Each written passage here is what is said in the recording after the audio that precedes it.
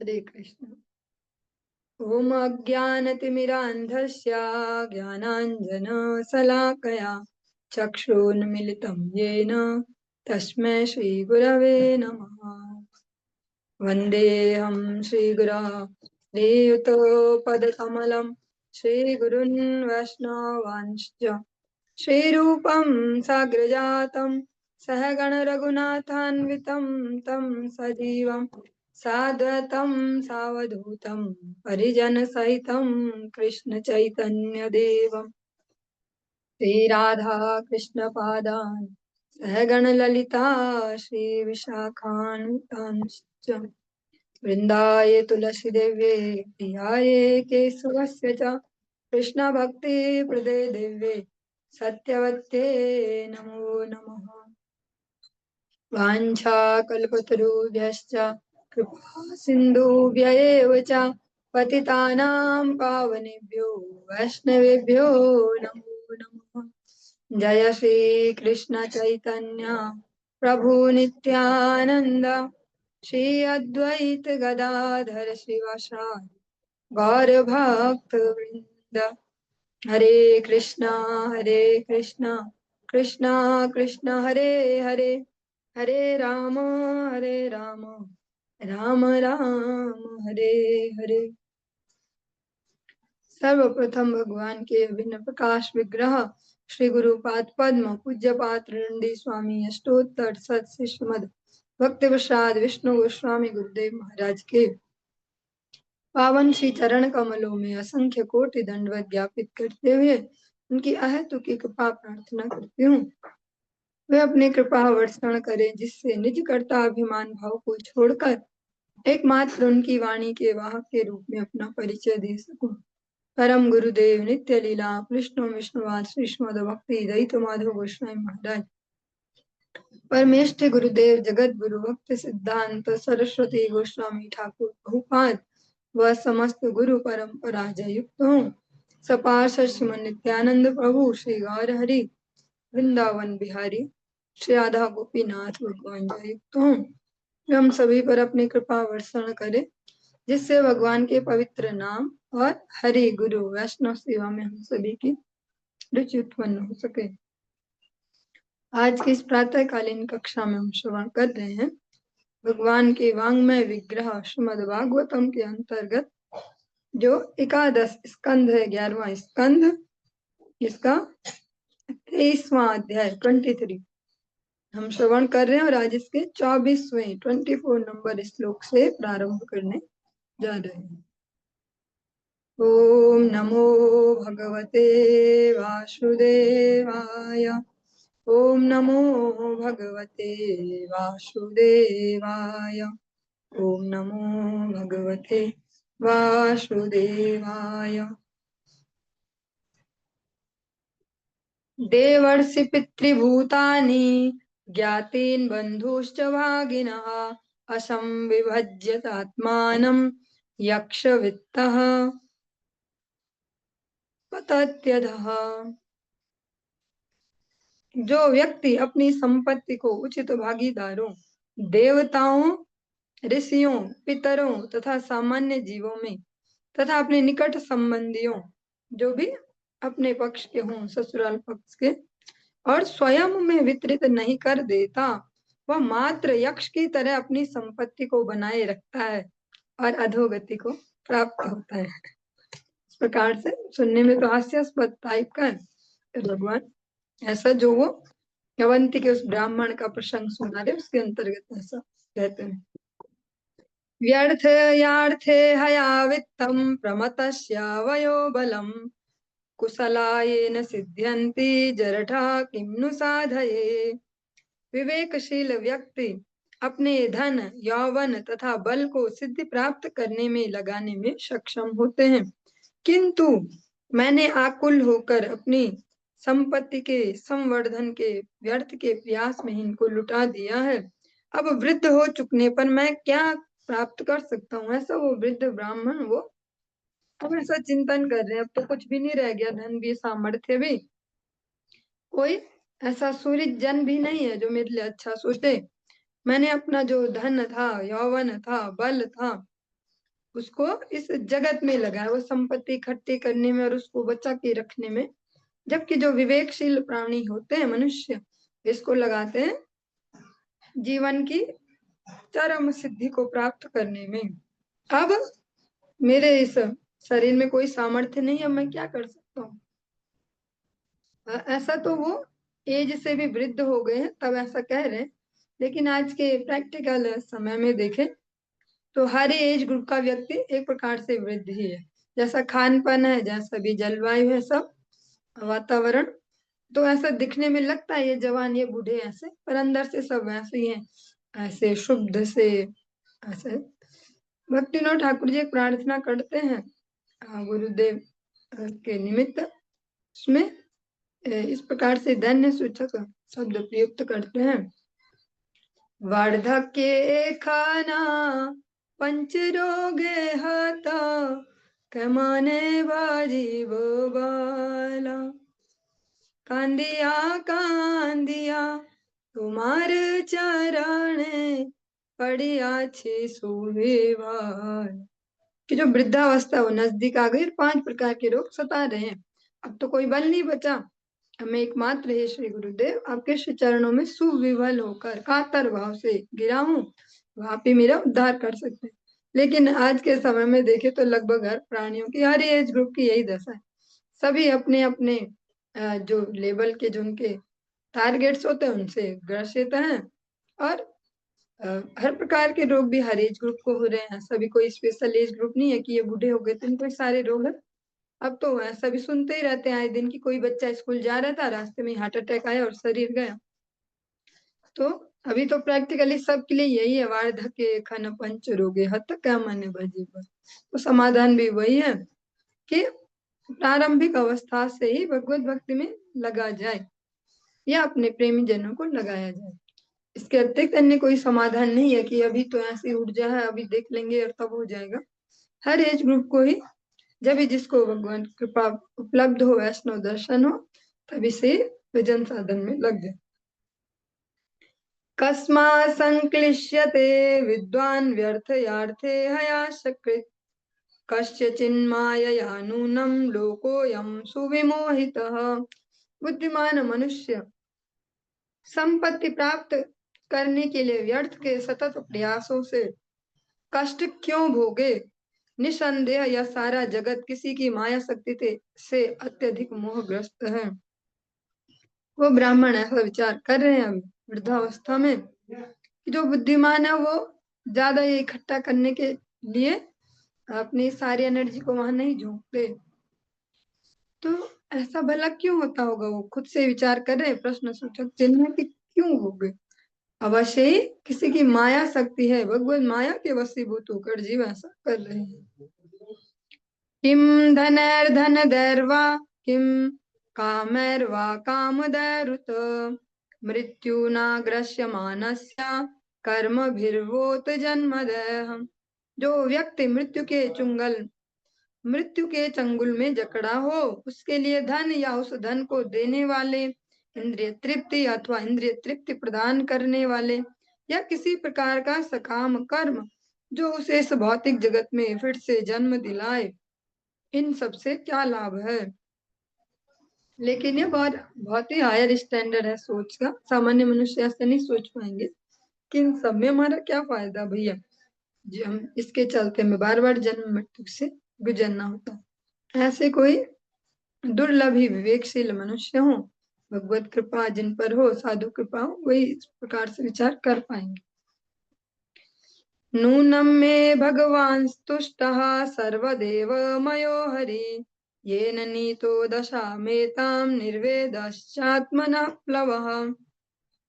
समस्त देवों से युक्त पूर्ण पुरुषोत्तम भगवान श्री हरि अवश्य ही मुझ पर प्रसन्न है। उन्होंने ही मुझे इस कष्टप्रद स्थिति तक पहुंचाया है और वैराग्य का अनुभव करने के लिए बाध्य कर दिया है, जो इस भव सागर को पार कराने की नाव है। तो भगवान की वास्तविक कृपा वो ब्राह्मण अभी ऐसा अनुभव कर रहे हैं जीवन के इस अवस्था में, जब न तो शरीर में सामर्थ्य है, न इतना मन बुद्धि नहीं प्रबल है, न धन ही उनके पास बचा, नहीं प्रेम करने वाले सुहृदजन। तब उनको कोई बच्ची कुची कोई सुकृति होगी, उसके बल पे ये भान हुआ या आभास हुआ कि अवश्य ये भगवान की कृपा है। ऐसे सामान्य मनुष्य तो इसको शिकायत और अलग अलग टाइप से हो जाता है। ये बहुत बड़ा बहुत बड़ी समस्या भी है ये एक विशिष्ट एज ग्रुप के लिए, कि भैया कोई पूछते नहीं, ज्यादा टेंशन नहीं देते, ऐसा वैसा वो सब। लेकिन ये जो व्यक्ति हैं, ये इसको इस तरीके से देखते कि भगवान खुश है, इसका मतलब मुझ पे, हाँ भगवान प्रसन्न है, इसीलिए मेरी इतनी बुरी दशा हो गई है, सो कॉल्ड बुरी दशा सामाजिक लेवल पे। क्योंकि अगर मैं इस दशा तक ना पहुंचता तो मैं ऐसा विचार ही कैसे कर पाता जो भी कर पा रहा हूँ। ऐसे वैराग्य वाले जो ये विचार है, ये कैसे आते मेरे जीवन में। अवश्य ही भगवान ने ही मुझ पे कृपा की है, और मुझे जिस वैराग्य का अनुभव हो रहा है, यही तो एकमात्र वो नाव है जिससे इस भाव सागर से पार होते हैं। जब तक इस जगत से वैराग्य ना हो, तो हम ऐसा आए दिन देखते ही हैं, सुनते ही हैं ऐसे एग्जाम्पल कि 70 साल की उम्र में व्यक्ति ने नया कुछ कारोबार शुरू किया और देखो यहाँ तक पहुंचाया। या 80 साल वाले हैं, ये भी ना नए नए एग्जाम देते रहते हैं और नई नई डिग्रियां हासिल करते रहते हैं। ऐसा ऐसा कुछ ना कुछ नए नए आए दिन हम एग्जाम्पल सुनते हैं। तो वो तभी है कि जब भगवत कृपा नहीं, वो उसको इस प्रकार से नहीं देख पाते, आध्यात्मिक लेवल से अपनी एनर्जी वहां लगाते हैं। लेकिन ये व्यक्ति इसको ऐसे अनुभव कर पाते हैं कि जब मेरी ये दुर्गति हो रही है, भगवान ने ये मुझ पर कृपा की है, तभी मैं इस माइंडसेट तक पहुंचा हूं कि भैया इस जगत से बाहर भी निकलना है मुझे। ऐसा बहुत सुंदर जो लाला बाबू है, उनका एग्जाम्पल बहुत ही इसमें प्रैक्टिकल है, कि कलकत्ता के इतने बड़े सेठ होते हुए अपनी एक सेविका के वचनों से वे अचानक से उनकी ये सुकृति जग गई, इनके वचन सुन के कि शाम हो रही है, बहुत दूर जाना है, सेठ जी दे दो मेरा जो पारिश्रमिक धन है जो दे दो, मुझे बहुत दूर जाना, टाइम कम है और रात होने चली है, संध्या हो गई है जीवन की। यहाँ से उन्होंने उनको वो वही क्षण रहा होगा उनके सुकृति उदय का, उसको एक दूसरे वे में उन शब्दों को ले लिया, नॉर्मली नहीं लिया। ओ मेरे जीवन की भी संध्या हो रही है, मुझे भी अभी बहुत दूर जाना है और टाइम कम है, चल पड़े श्री धाम वृंदावन की ओर। फिर उसके बाद उनका वो आध्यात्मिक जीवन बहुत ही अच्छे स्तर पर चला, जिसके साक्षी आज भी सभी लोग हैं, जाते हैं वहां पे लाला बाबू का जो मंदिर है, भगवान को दर्शन करते हैं। फिर भगवान के साथ उन्होंने एक प्रेम में संबंध स्थापित किया। अपने ठाकुर जी को ऐसा कहते बार बार चेक करते थे, प्राण है कि नहीं है, जीवित है कि नहीं, ठीक ठाक है कि नहीं, अलग अलग प्रकार से। कभी माथे पे सर्दी के मौसम में घी रख दो और जब पिघल रहा है मतलब गर्म है माथा, जीवित है मेरे ठाकुर जी। कभी यहाँ रुई लगा लो, ऐसे श्वास से हिल रही, जीवित है मेरे ठाकुर जी। ऐसा अलग अलग टाइप से भगवान के साथ एक मधुर संबंध स्थापित किया। तो वो कोई भी क्षण किसी का भी हो सकता है।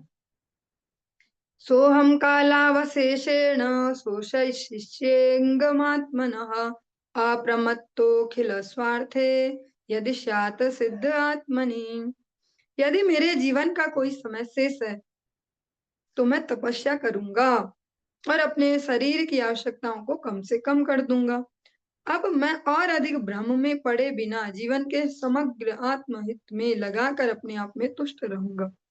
अब जिस क्षण में सभी अवसाद ग्रस्त हो जाते, देखो घर वाले ऐसे बिहेवियर कर रहे हैं, जिनके लिए सब किया वो अब इग्नोर करते हैं, ऐसे अटेंशन नहीं देते, पूछता नहीं कोई ऐसा।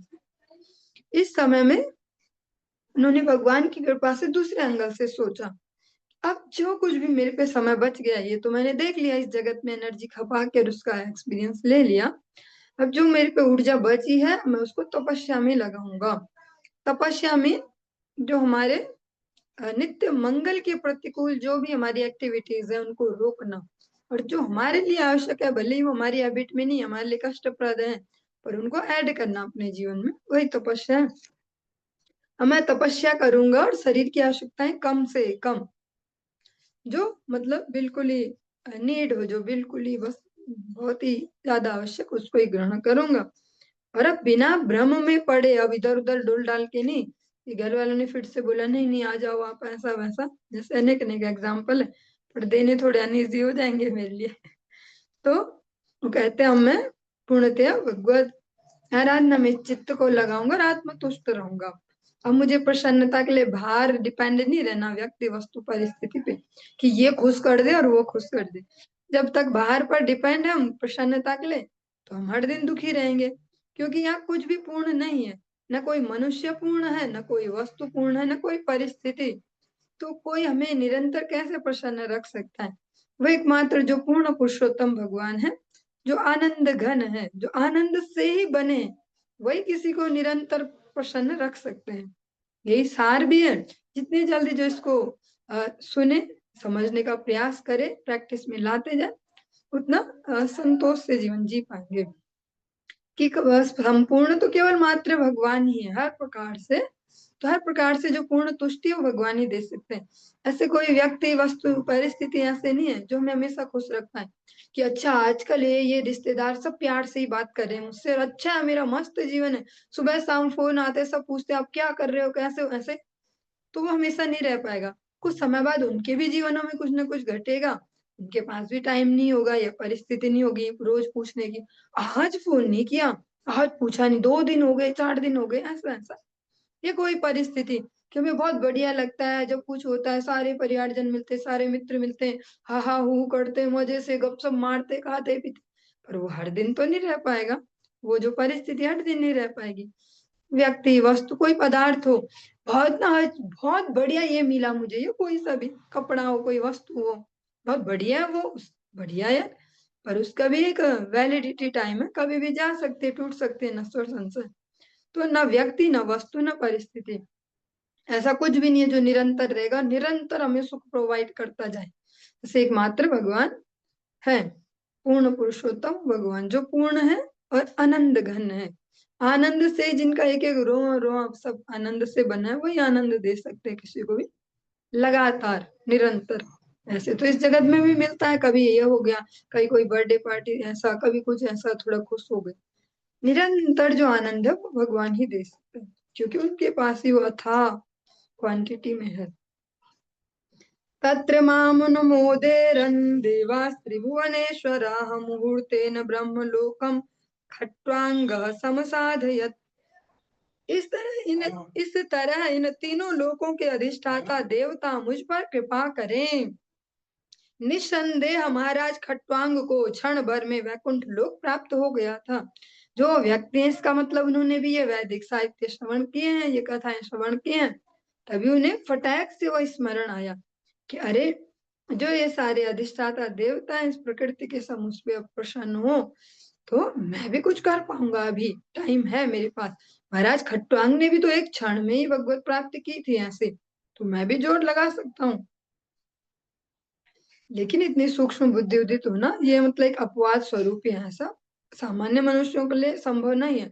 तो डिप्रेशन में ही मरे जाते हैं, देखो इतना किया, जिनके लिए मरे खपे, पूछते नहीं आज ऐसा ये वो, ऐसा ऐसा, इस प्रकार से। और देखो जब हम पे था तो हमने इन इनको दिया भर भर के, आज कोई देखता नहीं, कोई देता नहीं, कोई ऐसा। ये बहुत ही दुर्लभ है, मतलब श्रवण योग्य ही है, अप्लाई तो पता नहीं कैसे हो पाएगा।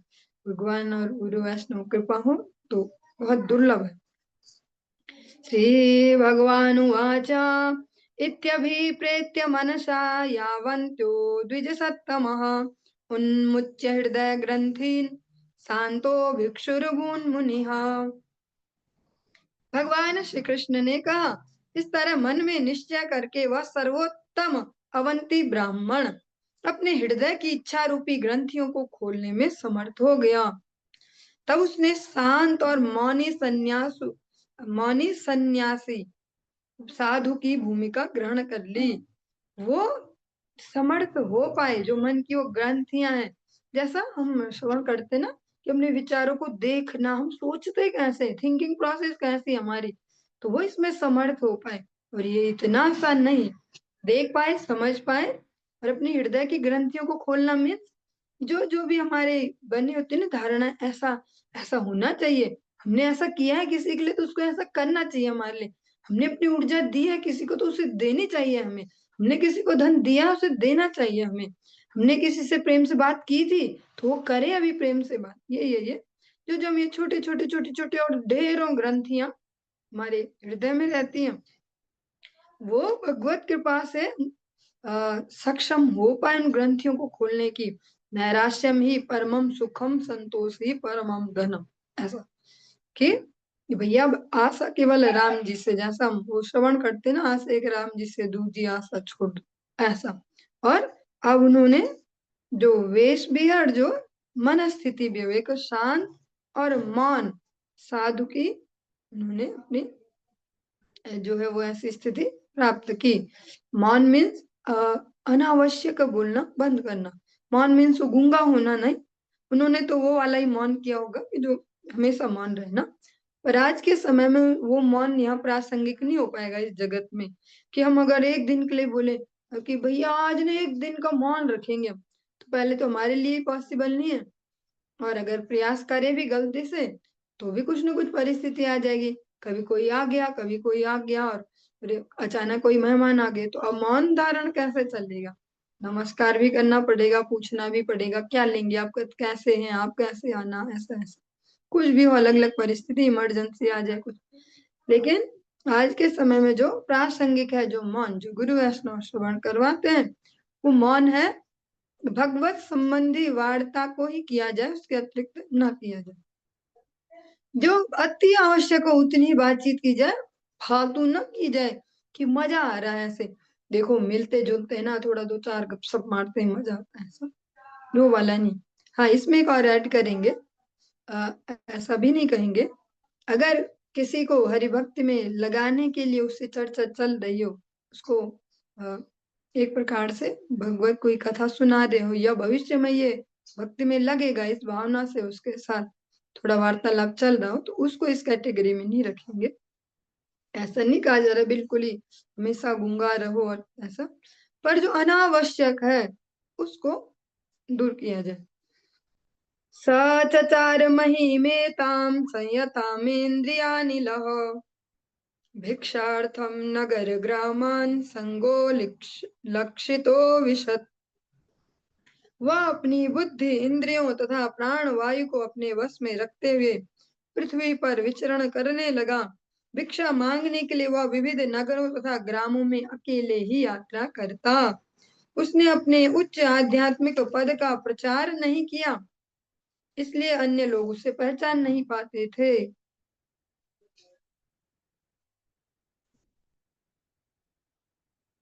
तं वै प्रवयशं भिक्षुमवधूतमसज्जनाः, दृष्ट्वा पर्यभवन् भद्रा भव्यभिः परिभूतिभिः। हे दयालु उद्धव, उस वृद्ध को मलिन भिखारी के रूप में देखकर उद्यमी व्यक्ति अनेक प्रकार से उसे अपमानित करने लगे। उन्होंने कोई कहीं ऐसा डिक्लेयर नहीं किया कि आज से मैं साधु हो गया हूँ, ऐसा ऐसा न कोई ऐसे बाह्य चिन्ह धारण किए होंगे, तभी कोई उन्हें ऐसे नहीं डिफाइन कर पाता कि साधु हैं। उन्हें समझते कि एक फालतू का सा ऐसा विकारी टाइप। तो जो होते हैं ना कुछ लोग ऐसे मजा लेने वाले, तो उनको अपमानित करते हैं अलग अलग प्रकार से। केचित् त्रिवेणुं जगृहुरेके पात्रं कमण्डलुं, पीठं च केक्ष सूत्रं च कन्थां चिराणि केचन, प्रदाय च पुनस्तानि दर्शितान्याददुर्मने। और उनके साथ भयंकर वाला व्यवहार करते, जो बहुत ही खतरनाक वाला। कैसे? इनमें से कुछ लोग तो उनका जो नहीं उन्होंने धारण किए हैं चिन्ह हाड़ से भी, ऐसा यहाँ पे है, और साधु वाले चिन्ह भी धारण किए, दंड का मंडल आदि। इनमें से कुछ लोग तो उनका सन्यासी दंड छीन लेते, और कुछ उस जल पात्र को जिससे वह भिक्षा पात्र के रूप में काम में ला रहा था, कोई उनका मृग चर्म आसन तो कोई उनकी जपमाला ले लेता, और कोई उनकी फटी पुरानी गुदड़ी चुरा लेता। वे इन वस्तुओं को उसे दिखा दिखा कर वापस करने का दिखावा करते, किंतु उन्हें पुनः छिपा लेते, जैसे छोटे बच्चे करते हैं आपस में कि इसकी पेंसिल छीन ली, ले ले चाहिए चाहिए, ले ले, ऐसे ऐसा उनका सब छीन के तंग करते। अन्नं चाभक्ष्य सम्पन्नं भुञ्जानस्य सरित्तटे, मुद्रयन्ति च पापिष्ठाः स्थीवन्त्यस्य च मूर्धनि। जब वह भिक्षा द्वारा एकत्र किए गए भोजन को खाने के लिए नदी के तट पे बैठता, तो ऐसे पापी धूर्त आके उस पर मूत्र त्याग कर देते, और उनके सिर पर थूकने का दुस्साहस करते, इस नीच लेवल तक जाके को परेशान करते। क्योंकि उद्धव जी ने प्रश्न यही पूछा और भगवान ने बताया, इतना हायर स्टैंडर्ड था कि भैया कुछ भी हो जाए वो बस अपनी आध्यात्मिक स्थिति से इधर उधर नहीं हिलते। तो उद्धव जी ने पूछा कि ऐसा पॉसिबल कैसे भैया, ये तो हो ही नहीं सकता। हाँ, कुछ तो रिएक्शन देगा ही, जो थोड़ा सा ही बुद्धि योग जिसका होगा, दिमाग ठीक होगा। तो भगवान ने आख्यान सुना रहे हैं, यत वाचम वाचयन्ति ताडयन्ति न वक्ति चेत तर्जयन्त्य परे वाग्भ्य स्तेनोऽयमिति वादिनः बध्नन्ति रजव्वातं केचिद् बध्यतामिति। यद्यपि उसने मौन व्रत धारण कर रखा था, किंतु वे उससे बुलवाने का प्रयास करते, और यदि वह न बोलता तो उसे लाठियों से पीटते थे। अन्य लोग उसे यह कहकर प्रताड़ित करते कि यह आदमी चोर है। कोई उसे रस्सी से बांध देते और चिल्लाते, इसे बांधो, इसे बांधो। मीन्स कह सकते हैं एक साथ जो सारा प्रारब्ध है जैसे वो सामने ही आ गया हो। इसको इस एंगल से भी देखा जाना ही चाहिए, और है यही एंगल भी, और यही उस व्यक्ति ने भी स्वीकार किया, तब जाके वो सह पाए। कि जबरदस्ती देखा कि ये बोलता ही नहीं है तो कुछ भी करो, इसको गाली दो, मारो, कुछ करो, ताकि वो कुछ तो बोले कि क्या कर रहे हैं ऐसा, और तब भी नहीं तो डंडियों से उसे मारते। कोई कहता ये चोर है, कोई तो बांध ही देते कि बांध दिया, लो बांध दिया, ऐसा। क्षिपन्ते केवजानन्त एष धर्म ध्वजा सठः क्षीणवित्त इमां वृत्तिं गृहीत स्वजनोज्झितः। वे यह कहकर उसकी आलोचना और अपमान करते, यह व्यक्ति तो मात्र ढोंगी है, ठग ठग है। यह व्यक्ति धर्म को इसलिए इसने अपना एक कह सकते कमाई का साधन बनाया हुआ है, क्योंकि इसने अपनी सारी संपत्ति गंवा दी है और इसके परिवार वालों ने इसे बाहर निकाल दिया है। हाँ, वो अब इस प्रकार से, क्योंकि उसको जानते हैं, जो पूर्व आश्रम का जो परिचय है, उसका जो व्यवहार है, स्वभाव, कि ये तो बहुत कंजूस था और इसका सब नष्ट हो गया, इसलिए ये ऐसा बन गया है। हाँ? धर्म के नाम पे पैसा कमाएगा, घर वालों ने इसको भगा दिया, इसलिए अब ऐसा बन गया, और फिर दुर्व्यवहार करते। अहो एष महासारो धृतमान गिरिराडिव मौनेन साधयत्यर्थं बकवदृढनिश्चयः इत्येके विहसन्त्येनामेके दुर्वातयन्ति च तं बबन्धुर्निरुद्ध यथा क्रीडनकं द्विजम्। कुछ लोग यह कहकर उसका मजाक उड़ाते, जरा देखो ना इस अत्यंत शक्तिशाली ऋषि को, यह हिमालय पर्वत की तरह धैर्यवान है। यह अपने मौन व्रत से महान संकल्प करके अपना लक्ष्य पाने के लिए एक बगुले की भांति बना हुआ है। अन्य लोग उसके ऊपर अपान वायु छोड़ते, जिसको हम लोकल भाषा में बोलते गैस छोड़ना, ऐसे। और कुछ लोग इस द्विज ब्राह्मण को जंजीरों से बांधकर पालतू पशु की तरह बंदी बनाकर रखते। एवं सा भौतिकं दुःखं दैविकं दैहिकं च यत् भोक्तव्यमात्मनोदिष्टं प्राप्तं प्राप्तमबुध्ययत्। वह ब्राह्मण समझ गया कि उसका सारा कष्ट अन्य जीवों से, प्रकृति की उच्च शक्तियों से और अपने ही शरीर से जन्य दुर्निवार है, क्योंकि यह विधाता द्वारा निश्चित हुआ है। परिभूत इमां गाथां गायत नराधमः पातयद्भिः स्वधर्मस्थो धृतमास्थाय सात्विकीम्। इन निम्न कोटि के व्यक्तियों द्वारा जो उसे पतित करने का प्रयास कर रहे थे, अपमानित होने पर भी वह अपने आध्यात्मिक कर्म में अडिग बना रहा। सत्व गुण में अपना संकल्प स्थिर करके वह एक गीत गाने लगा। जो वो गीत है वो अब हम श्रवण करते हैं। द्विज उवाच नायं जनो मे सुख दुःख हेतुर्न देवता देवतात्मा ग्रह कर्म काला मनः परम कारण मामनन्ति संसार चक्रम परिवर्तयेद यत्। ब्राह्मण ने कहा, न तो ये लोग मेरे सुख और दुख के कारण हैं, न ही देवता, न मेरा शरीर, न ग्रह नक्षत्र, मेरे विगत कर्म या काल ही। प्रत्युत यह तो एकमात्र मन है, जो सुख या दुख का कारण है, जो भौतिक जीवन को निरंतर आगे बढ़ाता रहता है। मनोगुणान् वैसृजते बलीयस्, ततश्च कर्माणि विलक्षणानि, शुक्लानि कृष्णान्यथ लोहितानि, तेभ्यः सवर्णाश्रितयो भवन्ति। शक्तिशाली मन भौतिक गुणों को कार्यशील बनाता है, जिससे सतो, तमो तथा रजो गुण से संबंधित विभिन्न प्रकार के भौतिक कार्यकलाप विकसित होते हैं।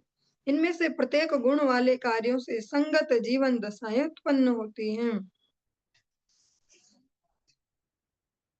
अनीहात्मा मनसा समीहता हिरण्मयो मत्सख उद्विचष्टे, मना स्वलिंगम परिगृह्य कामान, जुसन्निबद्धो गुण संगतोष। परमात्मा यद्यपि भौतिक शरीर के भीतर संघर्षशील मन के साथ उपस्थित रहता है, परमात्मा भी उपस्थित रहते हैं, किंतु वह प्रयास नहीं करते, वो कुछ नहीं करेंगे कि वो लग जाए हमारे साथ काम धंधा करने में, क्योंकि वह पहले से दिव्य प्रकाश से समन्वित होता है। वह मेरे मित्र की भांति कार्य करते हुए अपने दिव्य पद से केवल साक्षी बनता है। दूसरी ओर अत्यंत सूक्ष्म आत्मा के रूप में इस मन को मैं अपना चुका हूँ, जो भौतिक जगत के प्रतिबिंब को परावर्तित करने वाला दर्पण है। इस तरह मैं इंद्रिय विषयों का भोग करने में लगा हूँ और प्रकृति के गुणों के संपर्क के कारण बंधा हूँ।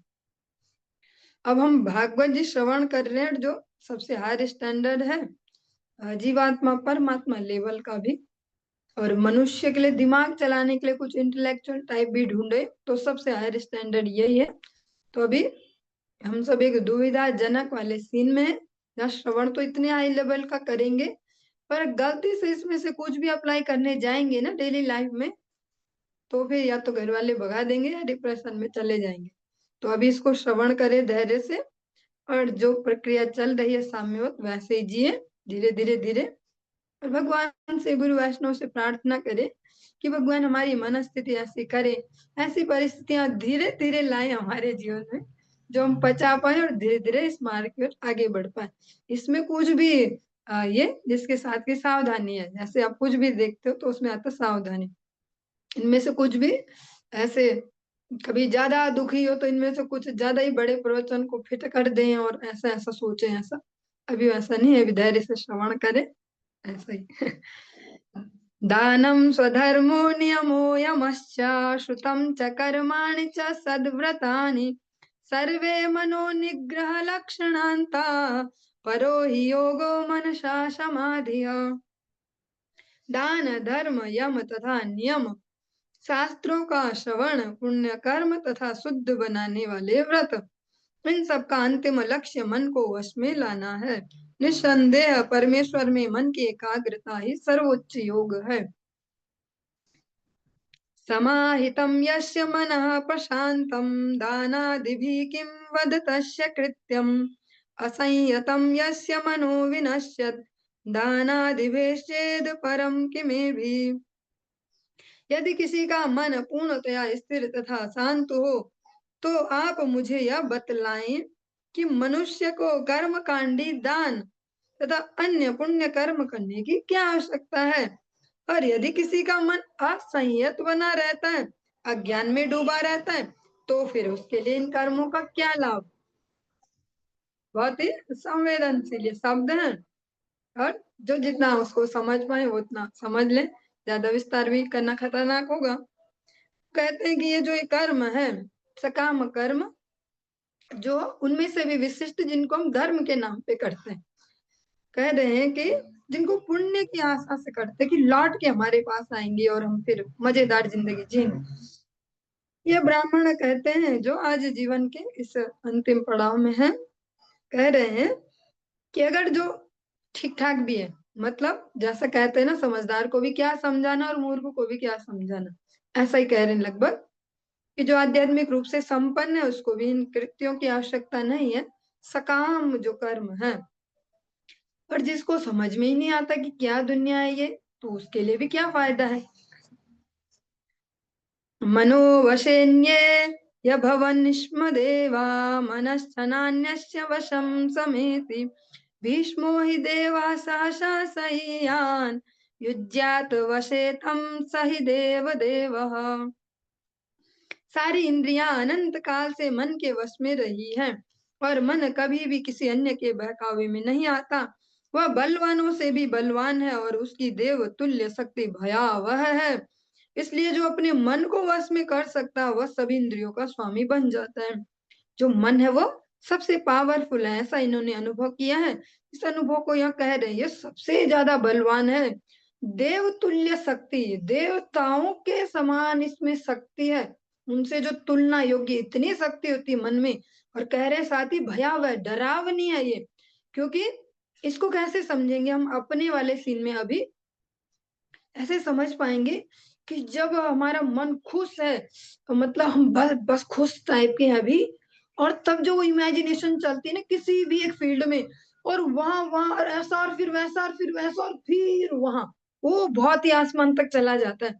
और किसी ने दो गाली दी या कुछ भी ऐसा डिप्रेसिंग सा कुछ आया, नीचे नीचे नीचे नीचे और नीचे और नीचे और आत्महत्या तक कर देता है मनुष्य।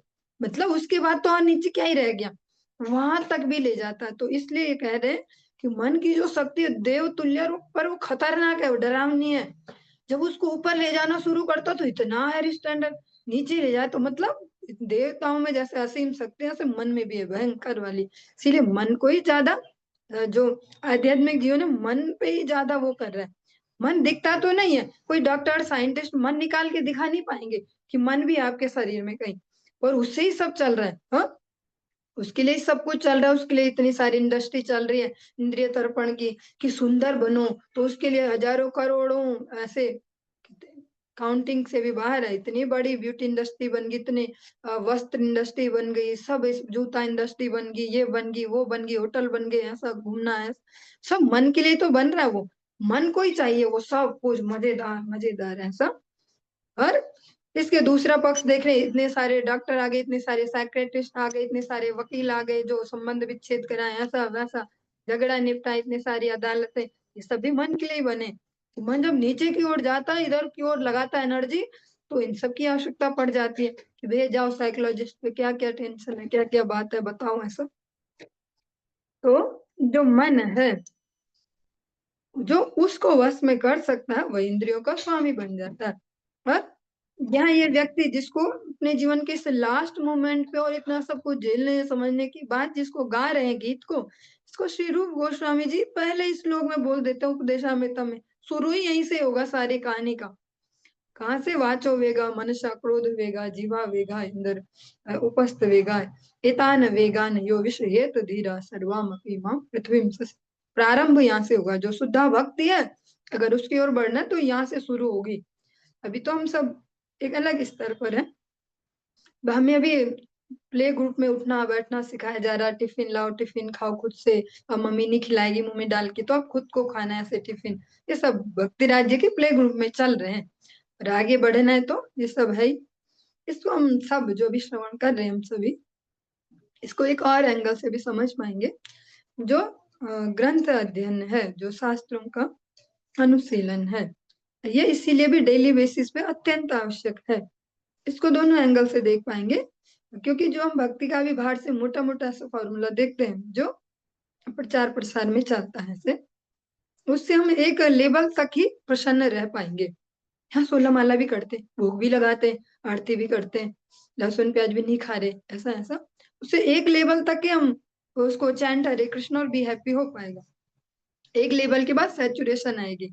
सैचुरेशन कैसे आएगी, फिर से हम वापस अपनी पूर्व मनोवृत्तियों की ओर आगे बढ़ेंगे, जिसका जो स्वभाव था किसी न किसी रूप में वो वापस आने लगेगा। तो वो समझ लो सैचुरेशन पॉइंट अब आ गया, तो आगे का कुछ है नहीं उसके पास, आगे के लिए कुछ ऐसा नहीं, कहाँ जाए वो क्या करे। इसी के लिए शास्त्र अनुशीलन निरंतरता से करना परम आवश्यक है। भगवत जी के महात्म्य में इसलिए कह रहे नित्य भागवत सेवया। पर इसके साथ साथ जो अगर अन्य अन्य वैष्णव ग्रंथ भी हैं, मतलब कुछ ना कुछ पर डेली श्रवण करना परम आवश्यक है। क्यों आवश्यक है, एक तो इससे हम लगातार टच में हैं, और जिन ग्रंथों को हम श्रवण कर रहे हैं वो इस लेवल के तो है नहीं कि एक था राजा एक थी रानी, दोनों मर गए, खत्म कहानी, तो ऐसे हो गया। इसमें तो हर दिन कुछ नया नया, दिने दिने नवम नवम है। तो हम कुछ नया नया सीखते जाते हैं। और दूसरा, मन को भी हर दिन इंगेज होने को कुछ नया मिलता है। ओ, आज ऐसा बोला था ऐसा, तो उसको इंगेज होने के लिए भी, फिर जब उसको यहाँ इंगेज होने के लिए कुछ खुराक मिलेगी तो वो भौतिक जगत में उसको इंगेज नहीं करेगा कि कभी किसी घर वाले के पीछे हाथ धो के पड़ जाओ कि तू ऐसा क्यों और वैसा क्यों और वैसा वैसा, या कभी किसी परिस्थिति में अटक जाओ ऐसा ऐसा। इसलिए निरंतर शास्त्र अध्ययन अत्यंत आवश्यक है। और इसको हम एक दूसरे एंगल से भी देखने का प्रयास करें तो वो भी बहुत सुंदर है हमारे लिए। जो गुरु वैष्णव प्रसन्नता है भगवान, इनकी प्रसन्नता पे आध्यात्मिक जीवन टिका है। वही प्रसन्नता रिफ्लेक्ट होके हमारे हृदय में आती है, तब हम प्रसन्न रह पाएंगे। और उनकी प्रसन्नता कैसे है कि जब हम प्रैक्टिकली जो ये सेवा है, महाप्रभु का जो मिशन है, जो भगवान श्री कृष्ण का मिशन है, जीवात्माओं को वापस अपने पास बुलाना कि घर आ जाओ, घूम लिए बहुत दिन, कहाँ वहां घूमते रहोगे, फालतू भटकते रहोगे, वापस आ जाओ। इस मिशन में अगर हम कुछ सहयोग कर पाते हैं तब उनकी प्रसन्नता है, तब उनकी प्रसन्नता हृदय में रिफ्लेक्ट होगी, तब हम निरंतर प्रसन्न रह पाएंगे। नहीं तो बाहर से तो दिखते रहेंगे ऐसे, हाँ भक्ति करते हैं ये लोग, तो ऐसे टिक्का भी लगाते हैं, कंठी भी मोटी मोटी पहनते हैं ऐसे, पर अंतर में नहीं होगी वो प्रसन्नता। तो जब हम ये शास्त्र अनुशीलन करेंगे अपने जीवन में, वो फिर वो आचरण में आएगा। इंटेलेक्चुअल रूप से भी थोड़े मजबूत होते जाएंगे, समझते जाएंगे। रोज रोज सुन रहे, रोज रोज सुन रहे, तो कुछ ना कुछ तो घुसेगा ऐसे माइंड में। तो जब वो भर पाएंगे दिमाग में, उसको अप्लाई भी कर पा रहे होंगे, तब हम इस मिशन में भी, जो भगवान श्री कृष्ण का मिशन है, जो उनके भक्तों का मिशन है, श्री चैतन्य महाप्रभु जिसको एक स्पेशल मिशन के रूप में फिर से यहाँ इंट्रोड्यूस करते हैं। भगवान श्री कृष्ण का तो हमेशा से यही मिशन है ना, वापस बुलाना, पर महाप्रभु उसको एक स्पेशल रूप में फिर से री इंट्रोड्यूस करते हैं कि चलो लगो सब पृथ्वी ते आछे यत नगर आदि ग्राम सर्वत्र प्रचार वही बेमूर ऐसा। तो उसमें भी हम तभी सहभागी बन पाएंगे, सभी सहयोग कर पाएंगे, जब हम खुद उसमें इंटेलेक्चुअली भी उतने समृद्ध होंगे। शास्त्र चर्चा हमने कोई सुनी नहीं, हमको कुछ अता पता नहीं किसमें क्या बोला, क्या चर्चा है, क्या होता है जीव, क्या आत्मा, क्या आगे जाना। तो फिर प्रचार में भी क्या कर पाएंगे, उसकी भी एक लिमिटेशन होगी। किसी को यही तो बोल पाएंगे एकादशी करते हम, बहुत बहुत ऐसे होता है एकादशी करो ऐसा ऐसा, पर कोई वैसा प्रमाण या फिर वाणी का वो ओज नहीं बन पाएगा। इसलिए भी प्रैक्टिकली भी देखते हैं कि जो जो भी भक्त है, जिन जिन ने भी इसमें जो शास्त्र अध्ययन है, जो शास्त्रों की सेवा है, इस प्रकार से जो उसमें जाए तो फिर ज्यादा हेल्पफुल हो पाएंगे मिशन में। एक वो लेवल है कि जो बिल्कुल ही सरल है, कि जिनको नहीं आता ये समझ में, ये क्या क्या क्या क्या बोलते हैं, तो वो अपनी सरलता से प्रचार कर पाएंगे। फिर वो नॉर्मली भी बोलेंगे किसी को एकादशी करनी चाहिए, हम भी करते हैं ऐसा, तो वो कर लेंगे। और जो बीच की कैटेगरी है, जिन पे दिमाग भी और इधर उधर लगाते हैं, उनके लिए अत्यंत आवश्यक है शास्त्र श्रवण करना, उनके तत्वों को पचाना समझना, ऐसे दिमाग उस पे एंगेज करना, फिर आगे वे हेल्पफुल हो पाएंगे। महाप्रभु की इस धारा में श्री गुरु महाराज जी भी निरंतर इस कार्य में ही लगे। उनको भी कभी भी देखेंगे आप, कभी बिना कोई शास्त्र के नहीं रहते हो, नए नए ग्रंथ लाते रहते उनपे। उनको तो अब इस एज में इतना एक्सपीरियंस के बाद ये तो नहीं है कि कुछ वो पढ़ रहे हैं तो सुनाएंगे ऐसा, फिर भी वो निरंतर इसको करते, क्योंकि आपन आचार्य जीवेर सिखाए, हमारे लिए भी परम आवश्यक है। चलिए आज की इस चर्चा को हम यहीं पे विश्राम देंगे, इससे आगे हम कल श्रवण करेंगे। हरे कृष्ण।